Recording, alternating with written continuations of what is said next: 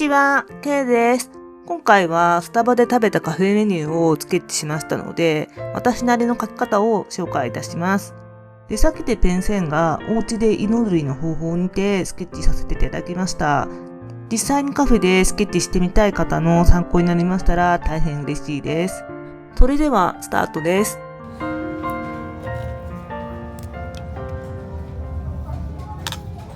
それではミリペンを使って線画を描いていきます。描いてってるところとなりますね。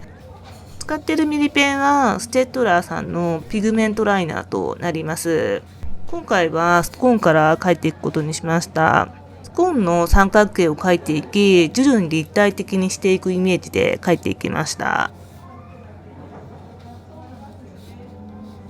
本の模様も線で描いていきます。実物を見ながら描いていくけど、大雑把にランダムに描いていくで OK です。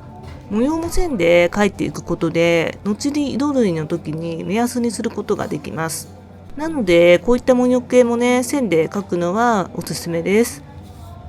アールグレイスコーンは毎年期間限定で出ることが多くて、以前も食べて美味しかったのでリピートしました。チョコチップのスコーンがもともと大好物なのもあり、スタバのスコーンは全部好きです。アールグレイのスコーンは紅茶の香りがしてサクサク感がねたまらん美味しさでした。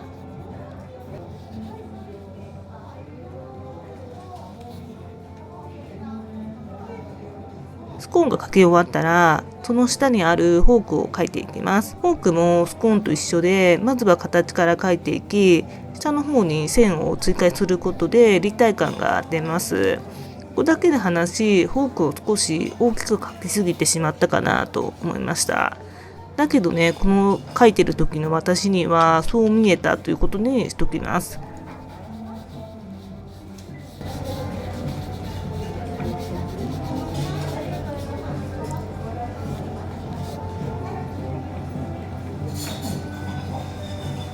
スコーンとフォークが描き終わったら、お皿の形を描いていきます。お皿は紙に収めなくても OK です。かける部分だけ線で描いてもスコーンがお皿に乗っている感じがね表現できるかなと思います。フードが描き終わったのでラテを隣のページに描いていきます。ラテもバランスを見て描けるところだけ描くで OK です。紙の中に全て収めるように描くのもねいいと思います。私も紙の中に綺麗に収まるように描く時もあります。だけど今の気分は実物を見ながら描いているせいか、あるいは食べ物をメインとして描きたかったっていうのもあり、食べ物が大きくなってしまったかな。結果として紙に収まらないように描くスタイルとなりました。大きさのバランスは最初に描いたものの大きさや位置が基準になるかなと思います。なので今回は紙からはみ出すように書いておりますが、これもこれでありな構図だと思っております。ラテの下にはお手拭きを書きました。お手拭きは省略してもいいかなって思ったけど、今回は書いてみました。お手拭きまで書いてしまうと生活感がね出てしまうから、苦手な人は省いてしまっても OK です。そこはお好みで全然 OK だと思います。ラテがね少し画面から遠くってねボケておりすみません。ちょっとアップにしてみました。こんな感じとなります。ペン線画が完成しました。気づいた人もいるかもしれませんが、スコーンは一口食べた状態で描き始めました。それもそれでこの時の私にしか描けない絵になったかなと思っております。ペン線画が描き終わったので美味しくいただきました。それではこの後お家で色塗りをしていきます。水彩絵の具を使って色塗りをしていきます。使っている水彩絵の具はウィンダー&ニュートンさんの水彩絵の具となります。そして紹介を遅れましたが、使っている紙はターレンスさんの絵を描く手帳シリーズのスケッチブックとなります。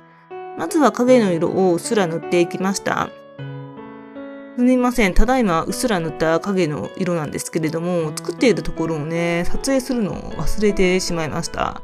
予想なのですが、青のウルトラマリンと茶色のマウントシェンナを混ぜた色かなと思っております。こちらの色をスコーンのデコボコしているところやお皿の影などに塗りました。お皿やラテの影になっているところは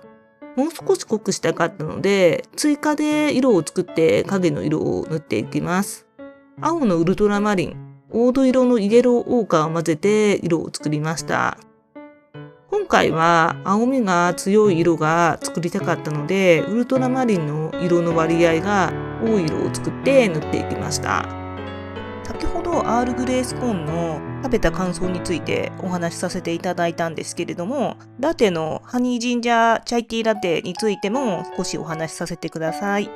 ハニージンジャーチャイティーラテは普通のチャイティーラテよりもスパイシーな味でオレンジの風味を感じる味でした。冬にね、ぴったりなメニューでした。温まる。どちらもとても美味しかったです。スタバさんいつも美味しくて心地よい時間をありがとうございます。影の色が塗り終わったので、スコーンの色を塗っていきます。黄土色のイエローオーカー、濃い黄色のカドニウムイエロー、そして白のチャイニーズホワイトを混ぜた色を作りました。作った色がどんな感じなんだろうと少し不安だなって思うときは、試し塗りするのがおすすめです。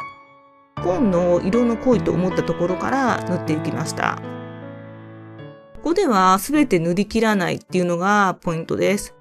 今回のスコーンのように少し表面がボコボコしているようなものの時は、ベターっと塗ってしまうと素材感が伝わりづらいかなと思うので、まばらに塗るのがポイントです。今スコーンに塗った色にさらにカドニウムイエローを混ぜてより黄色っぽい色を作りました。こちらをラテのオレンジのトッピングに塗っていきます。今塗った黄色の色に追加で白のチャイニーズホワイトを混ぜて色を作り、ラテのムースの白い部分とスコーンの表面、そしてお手拭きにうっすら色をつけました。本当に少ししか色が塗っていないように感じますが、それだけでもだいぶ温かみのある感じになったかなと個人的には思っております。スコーンやラテの明るい部分が塗り終わったので、次にフォークの色を塗っていきます。作った色は明るい青のセルリアンブルーが多め、青のウルトラマリン、そして黄土色のイエローオーカーを混ぜた色となります。フォークの金属感を出すために色の濃いと感じる分だけ塗るイメージで塗っていきます。ついでにフォーク、スコーンの影になっているところの影の色も調整していきます。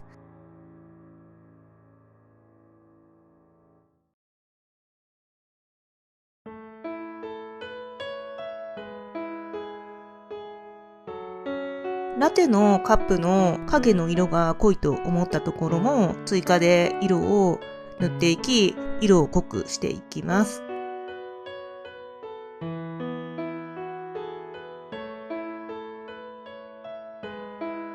お皿の色が暗いなって思うところも濃くしていきます。そうすることで食器の光沢感が出たかなと思っております。食べ物が乗っているトレイの茶色、背景ですね。もう今回は塗ってみることにしました。先ほどフォークや影の色で塗った色がパレットに残っているので、そこに茶色のバーントシェンナを追加で混ぜて、少し濃い茶色の色をね、作りました。もともと塗ってある影の色に重ねて塗っていって OK です。カップの後ろら辺は少し濃いめに塗って、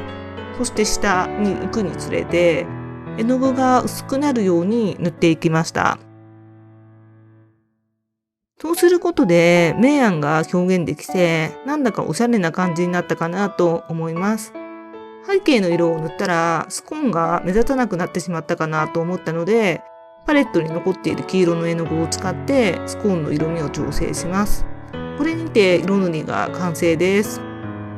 無事にスケッチが完成しました。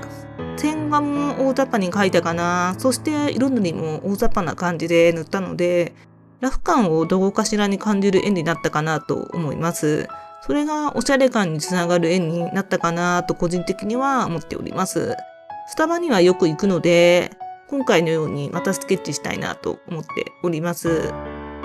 今回はスタバで食べたカフェメニューのスケッチから私なりの描き方を紹介させていただきました。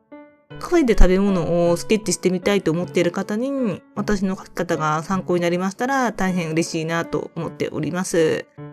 YouTube ではこんな感じで私のスケッチを発信しております。これからの発信にも興味を持っていただけましたら、ぜひチャンネル登録をよろしくお願いいたします。今回の動画やスケッチが良かったよって思っていただけましたら、グッドボタンも押していただけましたら、大変励みになります。書いてほしいものとか、話してほしいお話などありましたら、コメントから教えてください。そして今回の動画の内容は、ブログの記事にまとめておりますので、文章でじっくり読みたいなって思っていただけた方は、概要欄のリンクからぜひチェックしてみてください。ここまで見てくれて本当にありがとうございました。それではまた次の動画でお会いいたしましょう。またね。